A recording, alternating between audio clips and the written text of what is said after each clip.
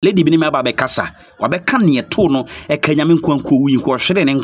because of the Udifo Bidiano, Udifo Namahunu, Yawu 1992, Mahu say, Yawu, why, oh, my date of every say no bobo, dear Frawa Dwa, ye Frau say, Omu kumnipa, no mudini pewu, intimidation na yo mama, Lady Binima Bekasa, wakane ha watch me, which prove ni evidence, I gumin chen, ebi so one ho.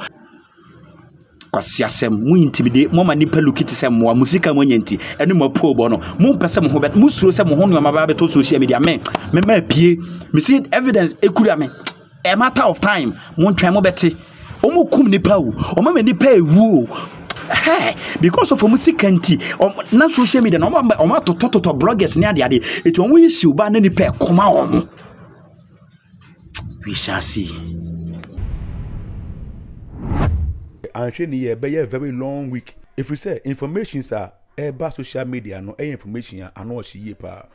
America Canada who say any abema abronoma. Abrante ya one suffer dum chedu enya issue ya police for chini. Yes. Abe video bi a ochim say lady bi amani video say one suffer bi akoda suffer ni odifo na suffer no birth date of birth or shen come say ufriha any ho nyama. No say sa suffer no or we must piki. As a matter of fact, eba bontin so a so for no chese obuni yire na ma na emumu no enyama oye wechiri no enyama ensem fata abro no mabe video we to bontin na mi hu se no abro no mehu asem bi na hwe a ochine bi ebetumi de asem aba me bo na ho masanke be ya obetin wakra kire me oka kire me se obetin hu de na emumu no menya to base na asem na kasa de ne ho beba ena me ne wo kase ensem no abeta bontin ya sa na ensem na abro no maika no sa na ye sofo ujaba ho asem na oka. We are the part one of it. And to kwana ekoso any sofu ojaba ho so confirmation or the abanso no may the best serve in the next video. Na wenye suade edi film. Enti ewo mra mo so ansa na moni ada ho ana ebire bia difo ne asofo etumfo ho amuntie no Lady Binima Babekasa wabeka ne to no ekanyame nkwanko wi nko hwere ne nkwa because of the odifo bidie no odifo na mahunu yewo 1992 mahu se yewo ho ahwan o ma me date of every say no bobo odi ye fra wadwo ye fra wo say omu kum nipa no mu di nipa wu intimidation na yo mama Lady Binima Bekasa wakane ha wa kire me which prove ni evidence ai gumen chen ebi so woni ho ma me ne won kana me hoye ni nkire wo aya mommo mpai munya anante o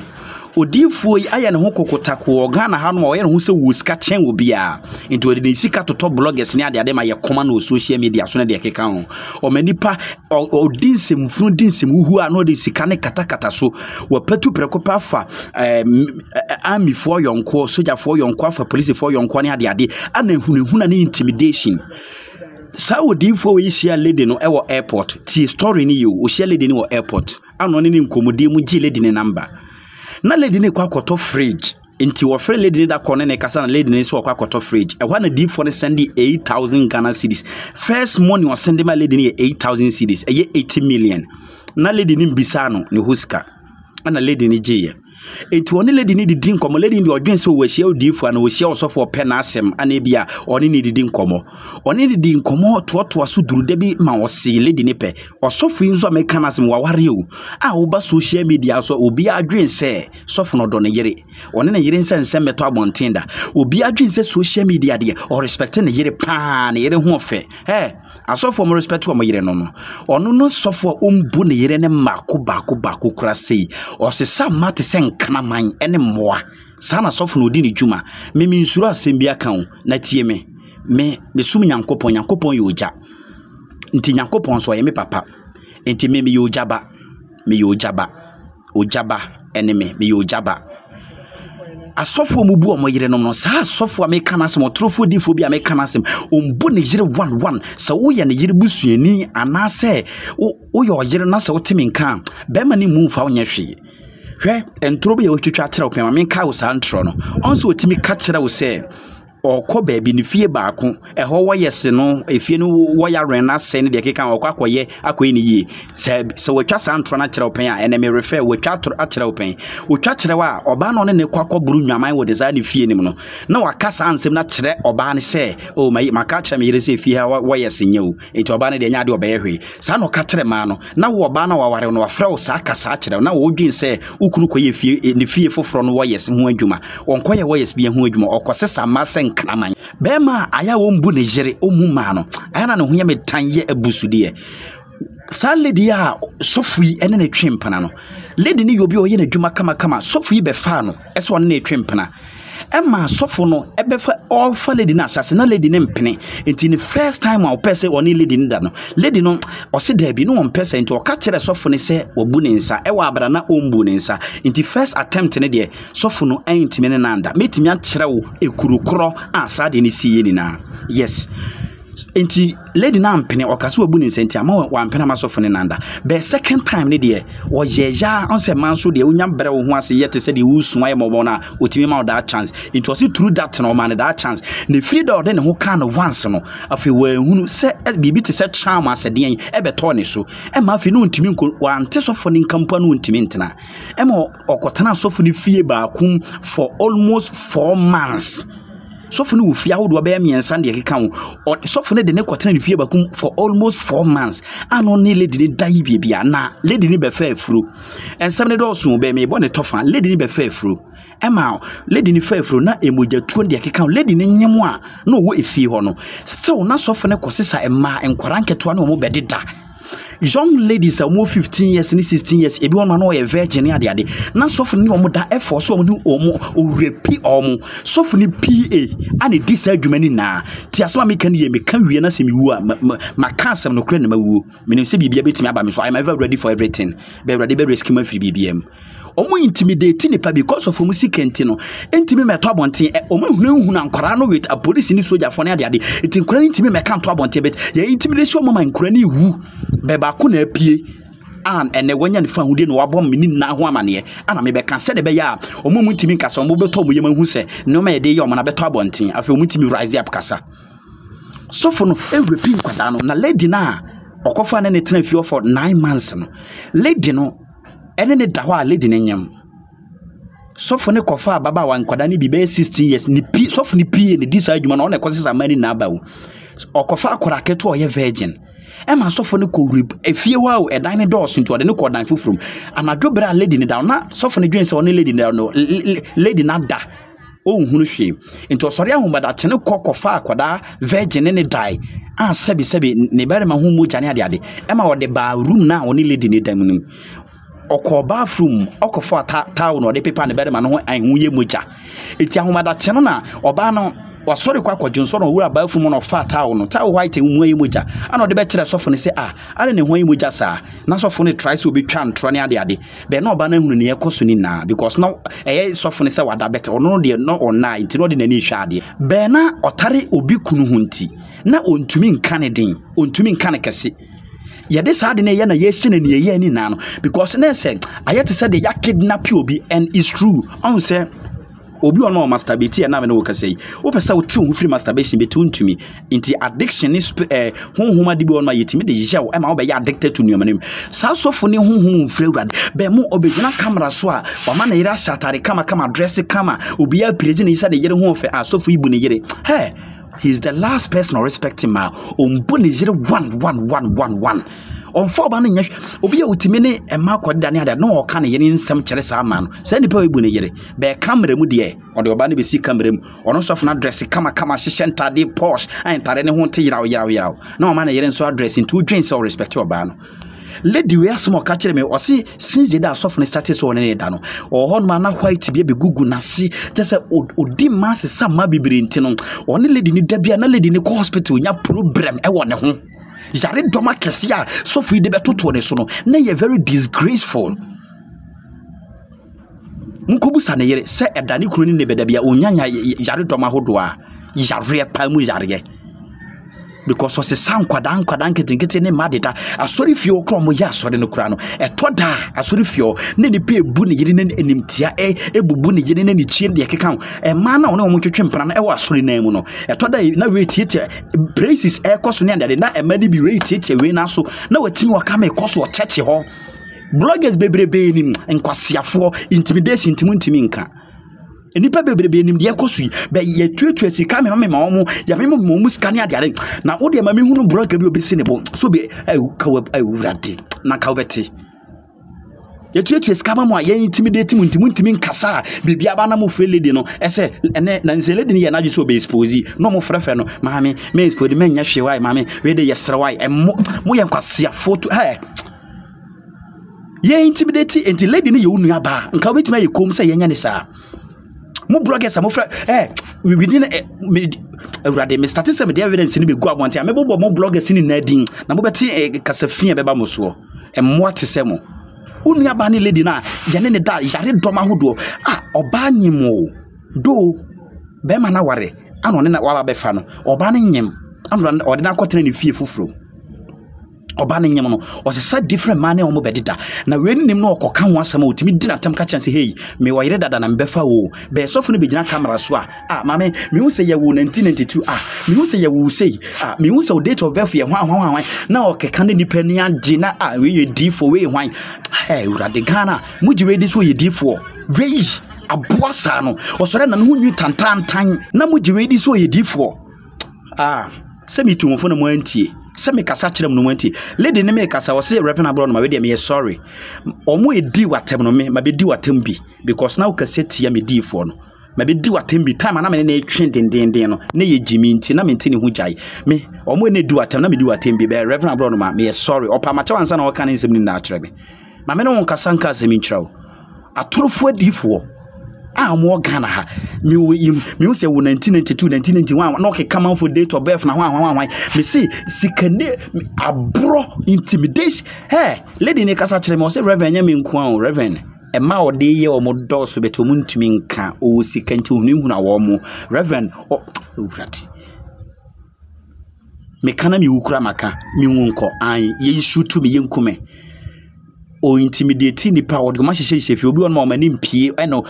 wa ma police fo ne abambofo bi gina poano na ye aka o mawuram na ye intimidate wo mo ana bro young ladies no repeat wo mo because enkwada ne hu se ya sumasi no ne me beda ya to da nkra na ehu ambone se so fu panyin se de but obe repeat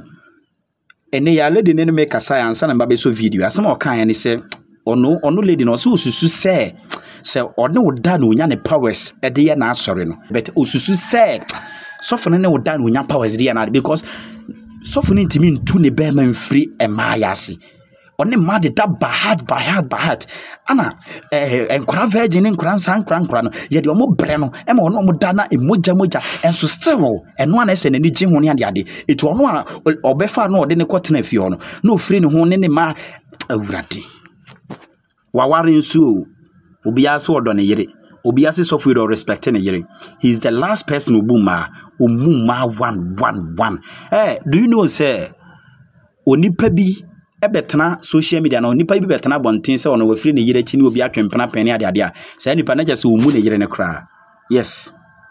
say nipa ni mu ne yire kra enti obi a otimi ne ma hodo de da nkwada de da na o kan kire nkwada na se o me yire matwa ne ntro se bebe waya wo ya me fie ha o matwa ne o me yehwe ma me nsuru me yire ma no utwoba ne oba no anwote wonom no media ne so na manfo adwin so wasumdwu oba no owu oni peace of mind me donyankopon sika no de ma de to aduani di keke ne so oba ne ni peace oba ne asumdwie be wontimi be oba ne besia bonten so be kan sem sisia ya nipa ni na be ka so oba ne nipa bonefo nipa ni na be ka so oba no ungrateful but oba ne wu Samukai your friend is saying Obapa Christi o pifi na wari mu no ana obe kan sem na Ghana fo say sa no wu e ma bebrebe aware asofo mu wu me say sa otrufo difo o hyehye nkom yi na asema me kan me say ne yiri ni wu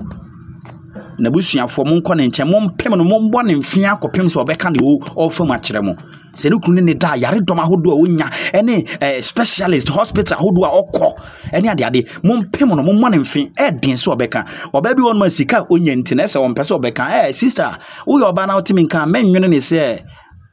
onye sika nkuanti no ntena wo owu oyonko ba bi wu wate owu ɔte aware ase a ɛsɛ sɔfra yɛ no ho ahobrase wo social media so ne kasa bɔkɔbɔ ne ade nti obi adwen sɛ ɔyɛ papa obi adwen sɛ ne nkɔmsenti no firi nyame ho ahwan eti ɔba de bɛkasa sisi obi abɛkasa ɔba ne nipa bɔnefoɔ mamɔfoɔ bet ɔba ne wu ina atwe ɔba ne onni ne nkwa ne obi wu young age trust me but no ntimi ne obi ani nkɔmɔ sɔfo ne se sama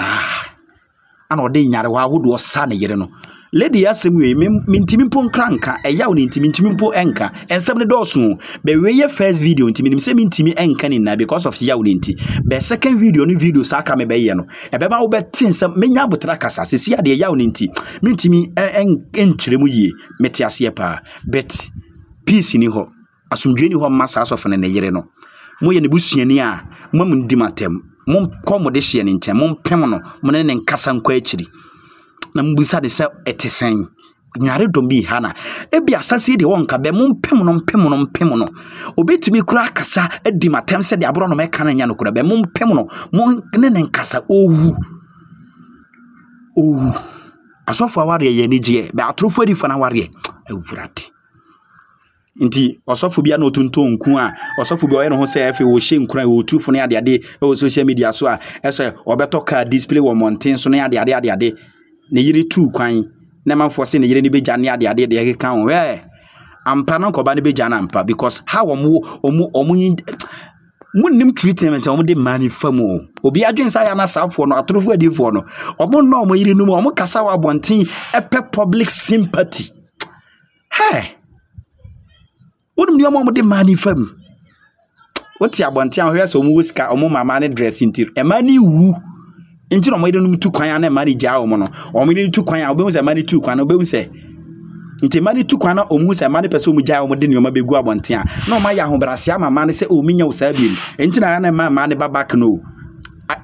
munnem nioma e koso nti mu de motete social media so muhunu hawa nipa ne cheche ntoma o yewe ni ade o cheche sika mo dwen se o yi ni papa wonsa ko sha ase na behu se yes eye bunsam jam me si me nyankopon ni yoja nti me yoja ba me ojaba ne me kwa siasem intimidation nyankopon ne di lady ni ho afu ekwan lady ni fa so free ha oni mu no wo de next videos any videos aka be ba be ye no ni na mechirem eho na be on lady na eka den kwante ofon ye tantantan bisi basa na aka ne kon ni nompe lady na minim se me body fo ni din kire osisi a aha be ka se me buampo eyade akoso ana eguson so koso omasisi efia hodo omu wosika omanya omambapo na nyesika minim se me video amaye onim ne ho pa enti de obeye ne se obebo pa me abaye so aba me so me ewuo ye the last na me suro me nkume apu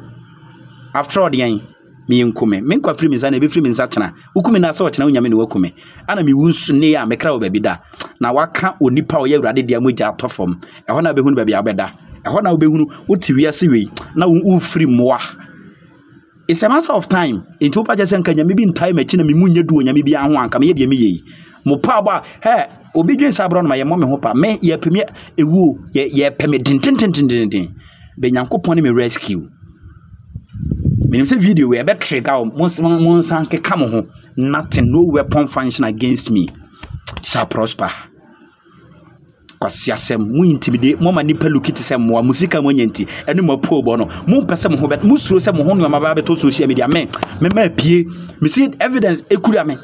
a matter of time mo ntwan mo beti o mo kum nipa wu o ma nipa ewu because of musika nti na social media no o ma toto bloggers ni ade eti o mo yisi uba na nipa koma o mo we shall see.